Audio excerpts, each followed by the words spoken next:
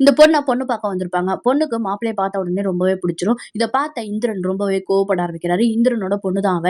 என் பொண்ணுக்கும் ஒரு மனித பிறவிக்கும் கல்யாணம் நடக்கக்கூடாதுன்னு சொல்லி கருடன கூப்பிடுறாரு. கருடன கூப்பிட்டு கருடன் கிட்ட ஒரு செயின குடுக்குறாரு. இந்த செயின மட்டும் அந்த பொண்ணு கழுத்துல போட்டுட்டேன்னா, அவளுக்கு பழசெல்லாம் ஞாபகம் வந்துரும்னு சொல்லி அந்த செயின குடுக்குறாரு. கருடனும் ஒரு சாமியார் உருவத்துக்கு மாறி அந்த பையன் கிட்ட அந்த செயின குடுத்து அந்த பொண்ணு கழுத்துல போட்டு விட சொல்றான். இப்ப அந்த பையன் போட்டு விடுற டைம் கரெக்ட்டா ஒரு திருடன் வந்து அந்த செயின பறிச்சுட்டு போயிடுறான். இப்ப இவங்க 2 பேருக்கும் மேரேஜ் நடக்கும்போது கருடன் அந்த பொண்ணு கழுத்துல அந்த செயின போட்டுடுறான். அந்த பொண்ணுக்கும் பழசெல்லாம் ஞாபகம் வந்துருது.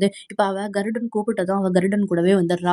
கருடன் அந்த பொண்ண கூட்டிட்டு போகும்போது கரெக்ட்டா அந்த கல்யாண மாப்பிள்ளை அங்க வந்துடுறான். இப்ப கருடன் இத பார்த்துட்டு 2 பேருக்கும் சண்டை நடக்க ஆரம்பிக்குது. 2 பேரும் சண்டை போட்டுக்கிட்டு இருக்கும்போது, கருடன் அடிச்ச அடிய அவனால தாங்க முடியாம அவன் உயிருக்கு போராடிக்கிட்டு இருக்கான். இப்பதான் அந்த பொண்ணு கழுத்துல உள்ள அந்த செயின பார்க்குறான். அந்த செயின எப்படியாச்சும் அவுக்கணும்னு பார்க்குறான். இப்ப கருடன் ஒரு கழுகு உருவத்துக்கு மாறான். மாறி அந்த பொண்ண அழைச்சிட்டு போகும்போது, இந்த பையன் அந்த செயின அவுத்துடுறான். செயின அவுத்ததுமே இந்த பொண்ணு என்ன சொல்லிடுறா, நான் இவன தான் லவ் பண்றேன். நான் இவனோட தான் வாழ்வேன்னு சொல்லிடுறா. இப்ப கருடனையும் இவங்க 2 பேரையும் சேர்த்து வச்சுட்டு போயிடுறான்.